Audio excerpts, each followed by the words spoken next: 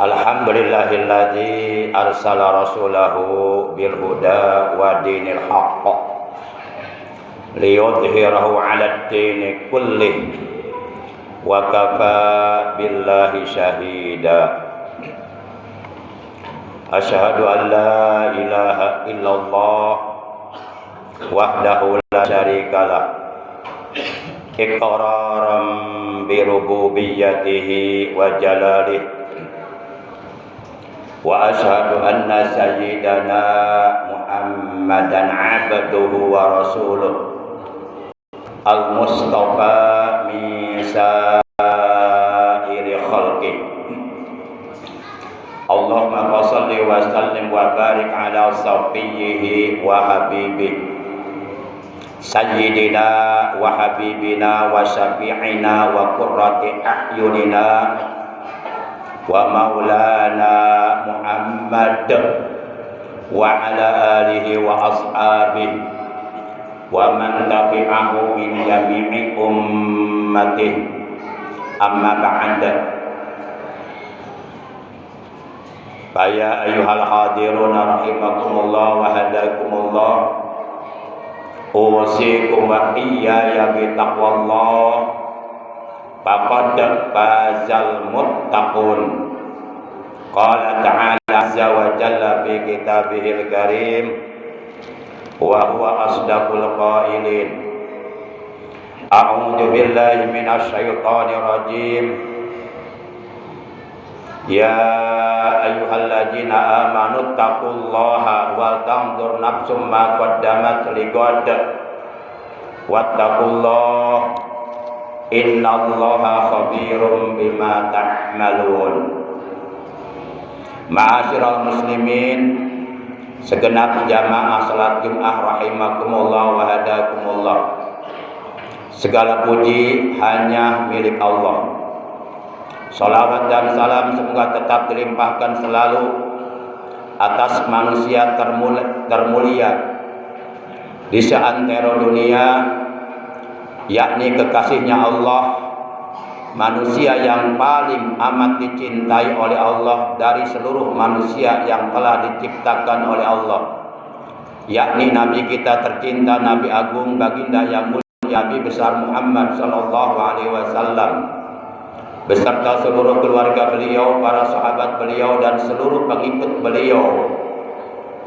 Tentunya pengikut beliau yang tetap setia, yang tetap cinta kepada beliau, yang tetap secara istiqomah menjalankan segala perintah beliau, mengamalkan ajaran Islam, juga mengamalkan sunnah-sunnah beliau. Semoga kelak di hari kiamat kita selaku umatnya mendapatkan syafaatul ujma dari beliau dan mendapatkan air dari telaga beliau yang ada di hari kiamat. Amin ya Allah ya rabbal alamin. Ma'asyiral muslimin rahimakumullah wa hadakumullah. Waktu berlaju begitu cepat. Hari ini kita sudah berada di hari yang ke-11 di bulan Rabiul Awal tahun 1444 Hijriah, bertepatan dengan tanggal 7 di bulan Oktober tahun 2022 Masehi, di mana bulan Rabiul Awal ini adalah bulan yang sangat amat mulia, karena di bulan tersebut telah lahir seorang manusia yang sangat amat mulia.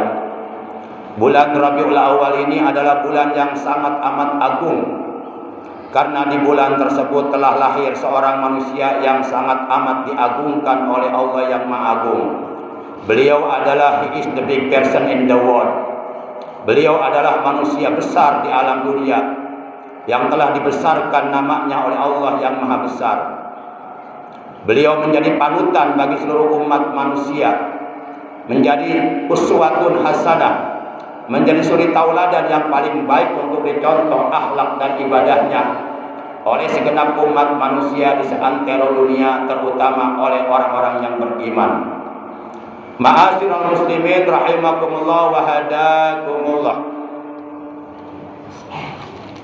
Beliau dilahirkan pada hari Senin, tanggal 12 Rabiul Awal tahun 53 sebelum Hijriah, di mana tahun kelahiran beliau lazim pula dinamakan Amul Fil, tahun gajah, karena pada waktu beliau lahir 60.000 tentara bergajah yang dipimpin oleh Raja Abrohah datang dari kota Najasyi ke Makkah Al-Mukarramah untuk menghancurkan Ka'bah. Akan tetapi tipu daya mereka sia-sia, digagalkan oleh Allah Subhanahu wa taala. Wa arsala alaihim tayran ababil tarmihim bihijaratin min sijil faja'alahum ka'asfin ma'kul. Allah Subhanahu wa taala mengirim kepada 60.000 tentara bergajah burung yang berbondong-bondong, tarmihim, di mana burung yang berbondong-bondong tersebut melempari mereka bihijaratin, dengan batu kerikil yang mengandung bara api yang diambil dari neraka. Faja'alahum ka'asfin ma'kul, maka seluruh 60.000 tentara bergajah yang akan menghancurkan Ka'bah, mereka binasa, hancur, mereka tubuhnya bolong-bolong bagaikan daun yang dimakan ulat.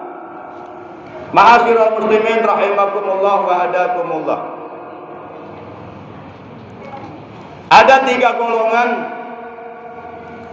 yang kelak di hari kiamat tidak akan bisa melihat wajah Rasulullah sallallahu alaihi wasallam.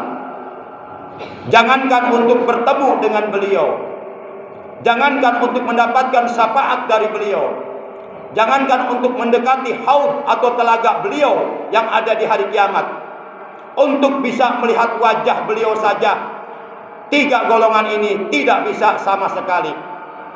Maka oleh karenanya, agar kelak di hari kiamat kita bisa berjumpa dengan Rasulullah sallallahu alaihi wasallam, manusia yang paling mulia, dan mendapatkan syafaatul uzma dari beliau, juga mendapatkan air dari telaga beliau yang ada di hari kiamat, maka seyogyanya lah bagi siapapun umat Islam yang mengaku dirinya sebagai umatnya Rasulullah, yang mengaku dirinya cinta kepada Rasulullah sallallahu alaihi wasallam, maka mereka wajib untuk memanifestasikan, membuktikan kecintaannya kepada beliau dengan cara melaksanakan perintah-perintah beliau, dengan cara menjauhi larangan-larangan beliau, dengan cara menghidupkan dan mengamalkan sunnah-sunnah beliau, juga memperbanyak membaca sholawat kepada beliau di bulan kelahiran beliau, yaitu di bulan Rabiul Awal.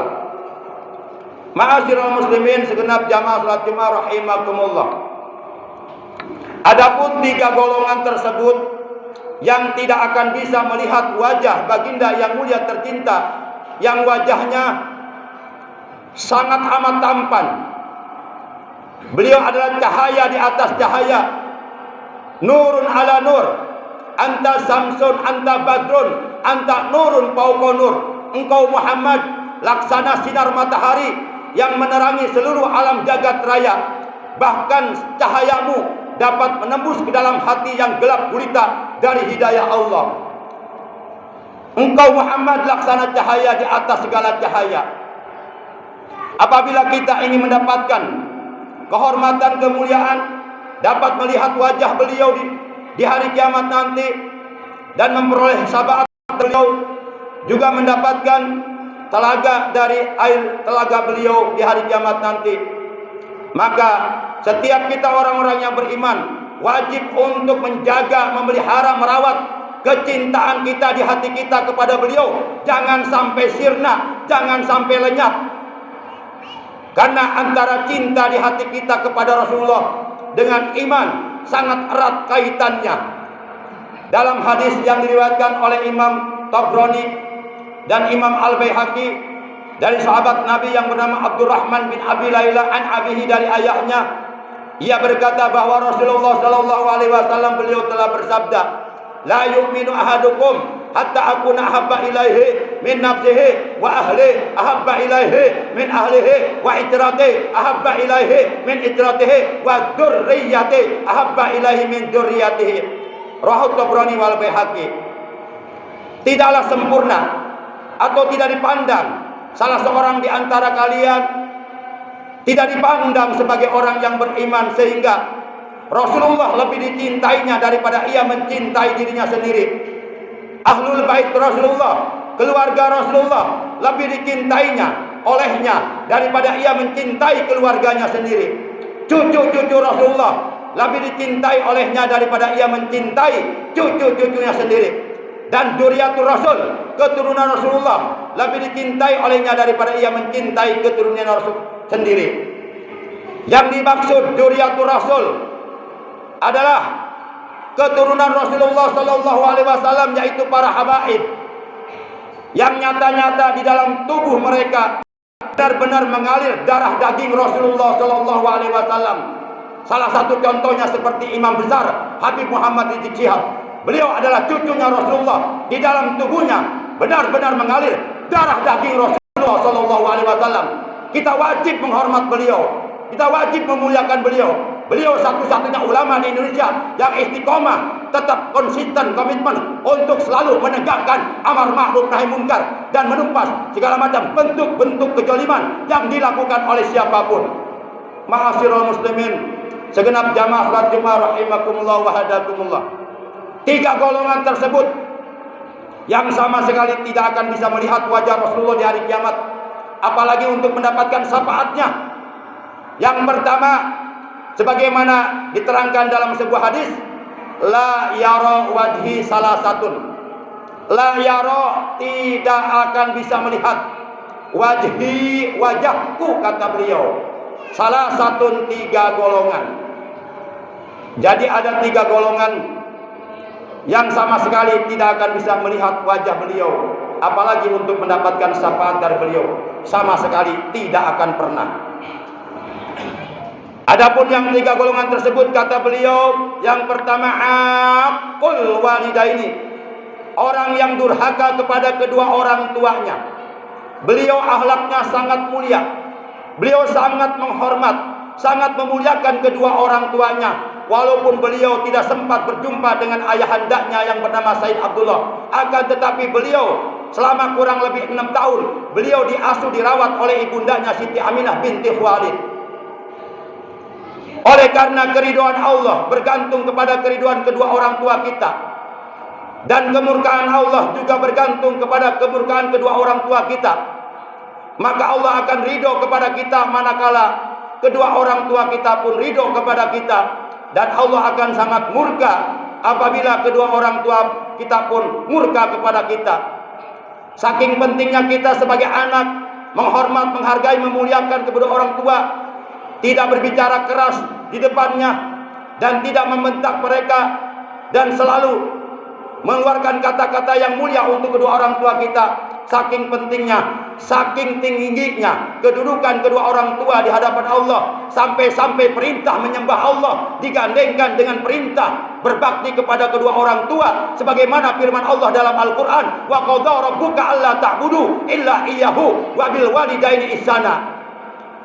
Dan Allah Subhanahu wa taala, Tuhanmu telah memerintahkan kepada kamu alla ta'budu illa iyyahu, agar hendaknya kalian tidak menyembah selain kepada Allah. Allah ta'budu illa iyyahu wa bil walidaini ihsana, dan kepada kedua orang tua agar hendaknya kalian berbuat baik. Itu golongan yang pertama yang diharamkan melihat wajah Rasulullah sallallahu alaihi wasallam, yaitu orang yang berbuat durhaka kepada kedua orang tuanya. Walaupun kita ahli ibadah, tiap malam tahajud enggak pernah lewat, Senin Kemis puasa enggak pernah luput, baca Quran setiap hari, tapi jikalau kita menyakiti hati kedua orang tua kita, haram kita masuk ke dalam surga dan wajib masuk neraka. Tidak ada artinya ibadah kita, sehebat apapun, serajin apapun, kalau kita berbuat durhaka kepada kedua orang tua kita. Kemudian golongan yang kedua yang tidak akan bisa melihat wajah Rasulullah, apalagi mendapatkan syafaat dari beliau, adalah tariku sunnati, orang Islam yang berani meninggalkan sunnahku, sunnah Rasulullah Sallallahu Alaihi Wasallam. Salah satu di antara sunnah Rasulullah yang paling utama, yang paling istimewa, mendapatkan perhatian yang sangat utama dari beliau adalah mengerjakan sholat 5 waktu dengan berjamaah. Saking pentingnya mengerjakan sholat 5 waktu dengan berjamaah, beliau selama hidupnya tidak pernah meninggalkan sholat berjamaah. Sampai-sampai menjelang ajal sekalipun, ketika saat itu beliau dalam keadaan sakit kritis, sakit parah, beliau tetap pergi ke masjid untuk mengimami sholat berjamaah dengan dipapah oleh 2 orang sahabatnya, padahal beliau dalam keadaan sakit parah. Ini artinya beliau sangat menjaga sholat 5 waktu dengan berjamaah. Masih banyak sunnah-sunnah Rasulullah yang lainnya, diantaranya penegakan amar ma'ruf nahi munkar, menyampaikan dakwah Islam, menyampaikan yang hak adalah hak, yang batil adalah batil. Itu semuanya merupakan bagian daripada sunnah Rasulullah Sallallahu Alaihi Wasallam.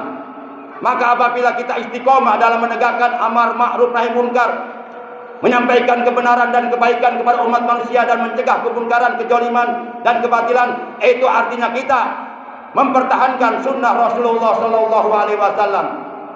Dalam hadis diterangkan, man tamassaka bi sunnati inda fasadi ummati falahu ajru mi'ati syahidin. Barang siapa umat Islam yang berpegang teguh kepada sunnahku, berpegang teguh kepada sunnah Rasulullah Sallallahu Alaihi Wasallam, di kalangan umat Islam dilanda kerusakan akhlak, kebejadan moral, kerusakan iman, akan tetapi dia tetap konsisten dan komitmen untuk tetap teguh mengamalkan sunnah Rasulullah Sallallahu Alaihi Wasallam, maka baginya akan mendapatkan pahala sama dengan pahala 100 orang yang mati syahid. Kalau kita ingin mati syahid, kita harus perang di medan tempur melawan orang-orang kafir dengan mengorbankan nyawa. Tapi dengan menghidupkan sunnah Rasulullah, kita akan mendapatkan pahala 100 orang yang mati syahid. Bahkan dalam hadis yang diriwayatkan oleh Siti Aisyah radhiyallahu anha, ia berkata, man tamassaka bi sunnati falahul jannah. Barang siapa yang berpegang teguh kepada sunnahku, sunnah Rasulullah, maka baginya balasannya adalah sorga. Itu golongan yang kedua yang tidak akan bisa melihat wajah Rasulullah, adalah tarikus sunnati, orang Islam yang berani meninggalkan sunnah Rasulullah Sallallahu Alaihi Wasallam, atau orang yang ingkar sunnah, menolak sunnah Rasulullah. Dan golongan yang ketiga yang tidak akan bisa melihat wajah Rasulullah dan tidak akan pernah mendapatkan syafaat dari beliau. Artinya kalau kita di hari kiamat tidak mendapatkan syafaat, itu tandanya kita pasti akan celaka di hari kiamat, akan mendapatkan berbagai macam azab di hari kiamat, dengan azab yang pedih, azab yang sangat keras, azab yang sangat menyakitkan, menyengsarakan, membuat kita menderita. Golongan yang ketiga adalah waman dzukirtu indahu falam yusalli alayya, adalah orang yang ketika namaku disebut di dekatnya, telinganya mendengar namaku disebut, falam yusalli alayya, akan tetapi ia diam, tidak mau bersolawat kepadaku. Al-bahil man dzukirtu indahu walam yusalli alayya, manusia yang paling pelit, bin bakhil, bin kikir, bin pedit, bin buntut kasiran, adalah manusia yang ketika telinganya mendengar nama Rasulullah disebut, dia tidak mau berselawat kepada Rasulullah Sallallahu Alaihi Wasallam. Manusia yang seperti ini, kepelitannya, kebakhilannya, kekikirannya melebihi kepelitan Qarun yang hidup di zaman Fir'aun. Na'udzubillah min dzalik.